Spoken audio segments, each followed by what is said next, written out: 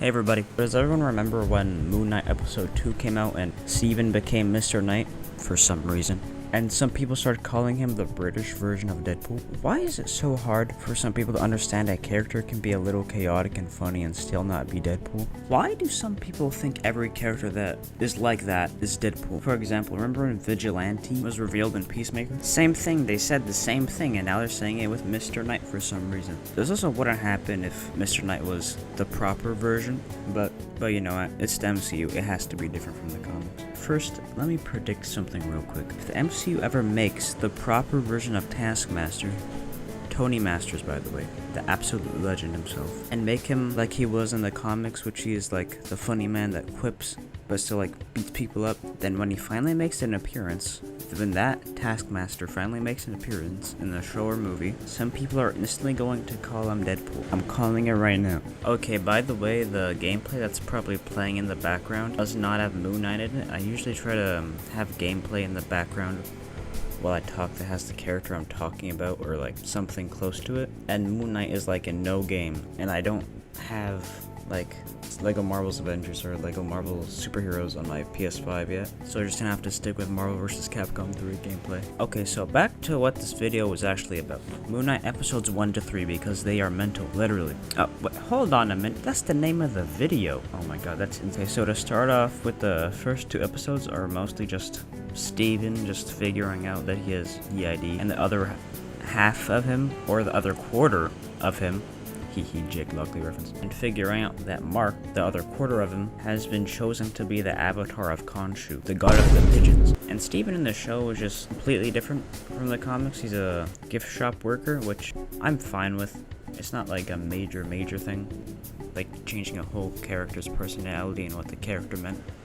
But I mean, good thing that they didn't make him like a rich billionaire like he is in the comics, because people start calling him Batman. I was hoping for more fighting in the first episode, but I mean, I'm not complaining. Everything was good up to that point. But sometimes Marvel seems to drag out things, like in Hawkeye, they shouldn't have revealed Kingpin in the last episode. Well, it made Kingpin being revealed coming super rushed. I just hope they don't rush into something like Jake Lockley or Steven becoming his own hero like Mr. Knight and becoming the true detective man. They are already kind of straying off from the norm of who Mr. Knight is enough that if it was rushed, that would just feel distasteful to the comics. I also like the fact that no one else could see like the jackal that was chasing Steven in episode 1 and 2, because it reminds me of the 2016 Moon Knight run where he goes to like the mental hospital, quotes in quotations, mental hospital. For the whole run, you don't know if it's real or not, and you don't know if like the actual dog-headed people are actually there, or is he actually like in a mental hospital in New York, or is he some just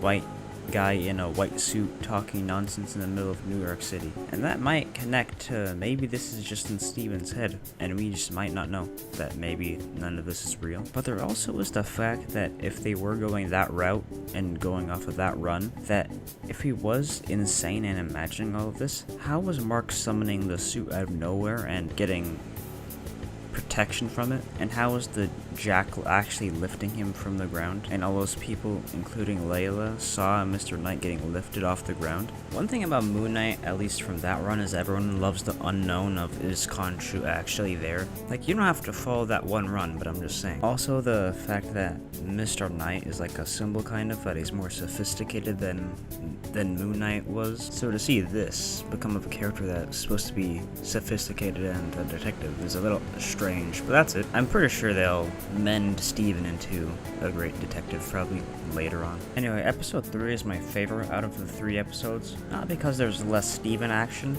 I mean, why would I want less Steven action? Steven is a Chad, absolute legend he is. Also because we got to see more Layla. I think her story would be more interesting. We got to see her more than just like 5 minutes in like episode 2. So the scarab thing that leads to the alligator or sea creature lady goddess or whatever, Ahmed, or whatever her name is, I don't know. It's the god that Arthur Harrow wants to meet so bad. Arthur Harrow really woke up one day and was like, screw Khonshu, I serve alligator lady and now kill random people because I think they have bad judgment. I like how we got to see Mark fight more in the beginning of the episode and not just fight like in the Moon Knight costume? Also, why does Marvel love knives so much? For some reason, they always use them. Does anyone notice that too? It's happened in Falcon and the Winter Soldier, it happened in Loki, and now it's here. Sometimes it's like they can't have gunshots towards people that don't have anything protecting them. No bad guy is going to think like that. They're like, oh, let's wait until this mentally ill guy gets his magical garments on so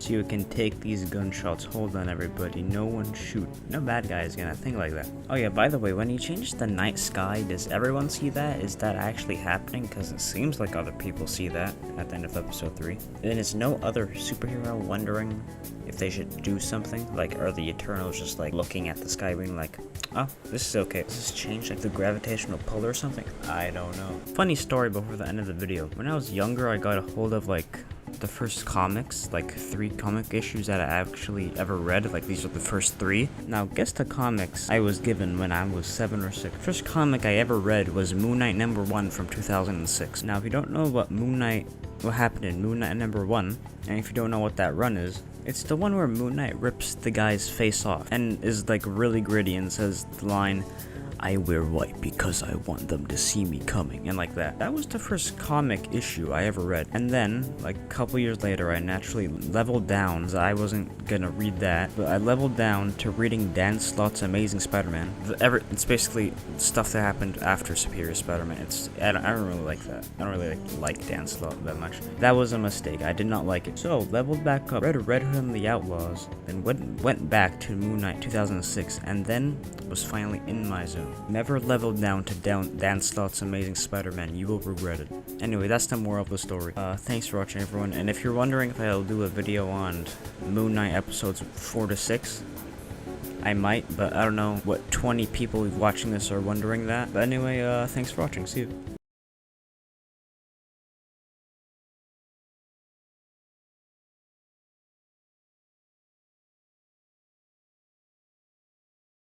This is seriously what I read when I was 7, god damn.